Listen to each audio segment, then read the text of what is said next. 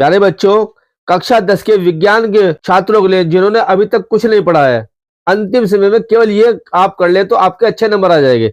देखिए पहला जो है संयोजन और वियोजन अभिक्रिया। देखिए यहां से जो है आपको संयोजन अभिक्रिया वह रासायनिक अभिक्रिया है जिसमें दो या दो से अधिक प्रकार पदार्थों के अणु परस्पर जुड़कर केवल एक ही प्रकार के पदार्थ के अणु बनाते हैं। उदाहरण ये समीकरण आप यहां से लिख दीजिए।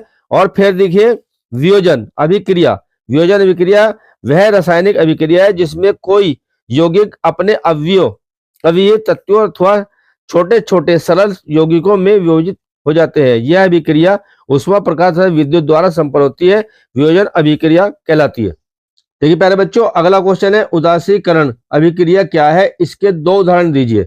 देखिए अम्ल एवं क्षारकीय अभिक्रिया के परिणाम स्वरूप लवण तथा जल प्राप्त होते हैं। इस अभिक्रिया को उदासीकरण अभिक्रिया कहते हैं। उदाहरणार्थ सोडियम हाइड्रोक्साइड तथा हाइड्रोक्लोरिक अम्ल की अभिक्रिया। ये आप यहां से देख लीजिए। प्यारे बच्चों, पीएच की परिभाषा दीजिए। इसका हाइड्रोजन आयन सांद्रण से क्या संबंध है? देखो किसी प्रकार से क्वेश्चन आ सकता है, इसका मतलब एक ही है बस। पीएच अम्लों एवं क्षारकों के जलीय विलयन से हाइड्रोजन आयनों की सांद्रता मापने की इकाई है। किसी विलयन का पीएच मान उसमें उपस्थित हाइड्रोजन आयन सांद्रण के व्युत्क्रम का लघुनक होता है। फिर देखिए आप इस प्रकार से इसके दो हेडिंग दे दीजिए और आपका ये जो लघुत्तरीय प्रश्न पूर्ण हो जाएगा। देखिए प्यारे बच्चों, भर्जन क्या है? यह क्रिया किन सांद्रित अयस्कों के लिए प्रयोग में लाई जाती है? किसी प्रकार से क्वेश्चन आ सकता है और आप इसको यहां से अच्छी प्रकार से पढ़ लीजिए। देखिए ये यहां तक है, ये याद कर लीजिए अच्छी प्रकार से। देखिए प्यारे बच्चों, मनुष्य के पाचन तंत्र का नामांकित चित्र बनाइए। ये देखिए चित्र देख लीजिए, इसको आप अच्छी प्रकार से तैयार कर लीजिए। देखिए प्यारे बच्चों, बहुत इंपॉर्टेंट क्वेश्चन है। धमनी और शिरा में अंतर स्पष्ट कीजिए। पल्मोनरी शिरा में किस प्रकार का रक्त बनता है? अर्थात धमनी और शिरा में चार मुख्य अंतर बताइए। देखिए ये जो है अंतर दिए हुए हैं, इनको आप यहां से अच्छी प्रकार से सभी को जो है देख लेना। ये देखिए अंतर दिया है दोनों में। डीएनए और आरएनए में अंतर क्या अंतर है, ये आप अच्छी प्रकार से यहां से पढ़ लेंगे। दो अंतर भी आ सकते हैं, तीन भी आ सकते हैं, चार भी आ सकते हैं। इनको आप अच्छी प्रकार से इनको देख लीजिए। देखिए प्यारे बच्चों, इस विभाग अगला क्वेश्चन है प्रकाश अपवर्तन की घटना को समझाइए। ये लघु में भी है और दीर्घ में, दोनों तरीके से आया हुआ है। देखिए यहां से आप पढ़ लीजिए और फिर जो है ये यहां से यहां तक तैयार कर लीजिए आप इसको।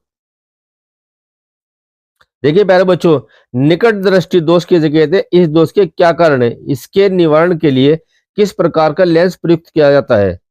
किरण आरेख द्वारा समझिए। या इसमें जो है देखिए इस तरह भी दे सकता है, निकट दृष्टि दोष से आप क्या समझते हैं, इसे किस तरह दूर किया जा सकता है? स्पष्ट किरण आरेख से समझाइए।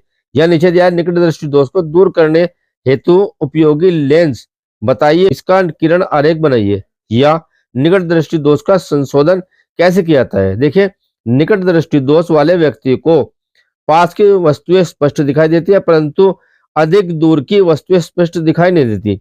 अर्थात नेत्र का दूर बिंदु अनंत पर न होकर कम दूरी पर आ जाता है।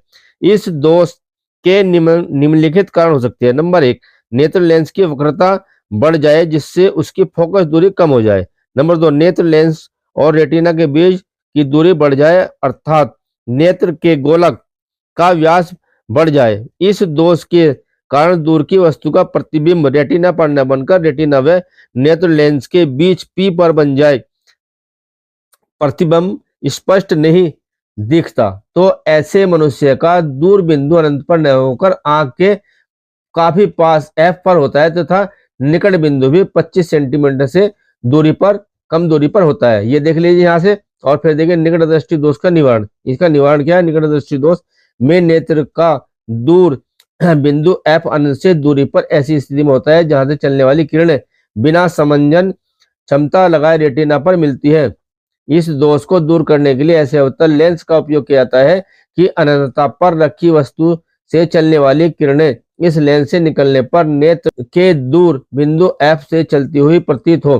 तब ये किरणें नेत्र लेंस से अपवर्तित होकर रेटिना एफ पर मिलती है जहां वस्तु का स्पष्ट प्रतिबिंब बन जाता है तथा वस्तु स्पष्ट दिखाई देने लगती है। ये बहुत इंपॉर्टेंट है, अच्छी प्रकार से इसको पढ़ लीजिए और सुन लीजिए। प्यारे बच्चों देखिए ओम का नियम क्या है, विद्युत परिपथ की सहायता से इसका सत्यापन कैसे चलता है। जो ओम का नियम है लघु में है, तो लघु में हम ज्यादा नहीं इतना ये यहाँ तक दिखा सकते हैं, इसको केवल यहाँ तक आप तैयार कर लीजिए। देखिए प्यारे बच्चों जो है दीर्घ उत्तरीय प्रश्न है ये, विरंजक चूर्ण ब्लीचिंग पाउडर का रासायनिक नाम, अणु, सूत्र तथा उपयोग है। ये प्रश्न किसी भी तरीके से आ सकता है, देखिए अनेक प्रकार से दिया है, उत्तर वही रहेगा इनका।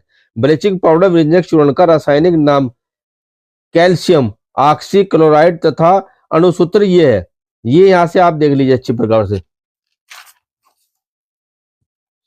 ये सारे देख लेंगे यहाँ तक, और ये जो है इस जगह तक का है, इसको तैयार कर लीजिए आप। फिर अगला है जो है बेकिंग पाउडर खाने का सोडा का रासायनिक नाम एवं अणुसूत्र क्या है, इसको बनाने की विधि एवं भौतिक गुण तथा दो रासायनिक गुण समीकरण देते हुए लिखिए।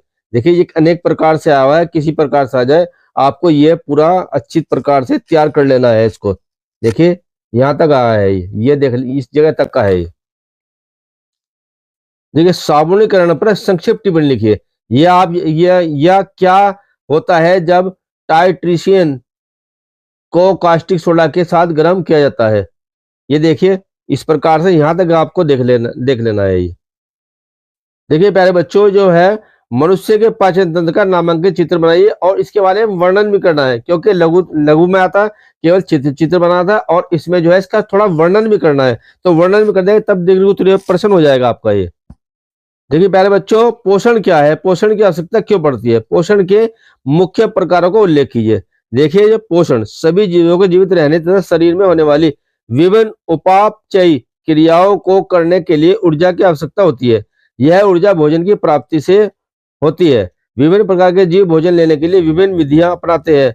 भोजन ग्रहण करने से लेकर पाचन अवशोषण कोशिकाओं तक पहुंचाने, कोशिका में उसके ऊर्जा उत्पादन में प्रयोग करने तथा जीव द्रव्य और में स्वांगीकृत करने तथा भविष्य के लिए उसे शरीर में संग्रहित करने तक की सभी क्रिया को सम्मिलित नाम पोषण है। इस प्रकार पोषण एक जटिल क्रिया है तथा यह अनेक पदों या चरणों में पूरी होती है, जबकि पाचन पोषण की अंतर क्रिया है।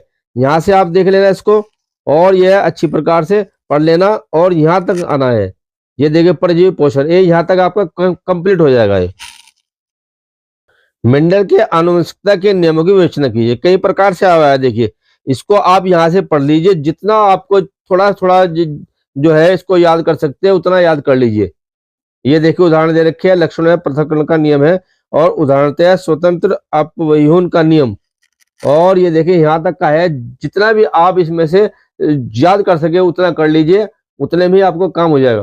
प्यारे बच्चों ये जो है क्वेश्चन है लघु उत्तरीय में भी आया है और दीर्घ उत्तरीय में भी आया है। तो इसने जो प्रकाश वर्तनी घटना को समझाई तथा परावर्तन के बारे में जो है आपको पढ़ लेना है, और ये पूरा तब जो है आपका पूरा क्वेश्चन हो जाएगा। ये मानव नेत्र के प्रमुख भावों का वर्णन कीजिए। किसी वस्तु का मानव नेत्र से प्रतिबिंब बनना किरण आरेख द्वारा स्पष्ट कीजिए। ये देखिए मानव नेत्र का नामांकित चित्र बनाइए तथा रेटिना पर प्रतिबिंब का बनना किरण आरेख द्वारा समझाइए। ये बच्चों प्यारे बच्चों हर साल आता है, इस साल भी आएगा, अच्छे प्रकार से आपको तैयार कर लेना है। देखिए ये जो है इसके हेडिंग देख लीजिए, मानव नेत्र का गोलक और दृढ़ पटल तथा रक्तक पटल, और फिर कार्निया है, आइरिस है, नेत्र लेंस, दृष्टि पटल, जलीय तथा काचाप द्रव्य, और फिर है पीत बिंदु, अंध बिंदु, मानव नेत्र से प्रतिबिंब बनना। यहाँ तक आप जो है इसका चित्र भी अच्छी प्रकार से देख लेंगे, और ये दोनों चित्र आप अच्छी प्रकार से देख लेंगे, ये धरने वाला चित्र भी आप देख लेंगे। देखिए ओम का नियम क्या है, वैद्युत परिपथ की सहायता से इसका सत्यापन कैसे करते हैं, यह इस तरह आ सकता है। देखो प्यारे बच्चों मैंने ओम का जो लघु उत्तरीय में बताया था यहाँ तक आपको बताया गया था, परंतु जो है विस्तृत में दीर्घ उत्तरीय में ये आपको पूरा तैयार करना है। और ये देखिए ये अच्छी प्रकार से तैयार कर लेगी, ये जो है चित्र जो है किस प्रकार से समझा गया, और ये यहाँ तक आ जाएगा। ये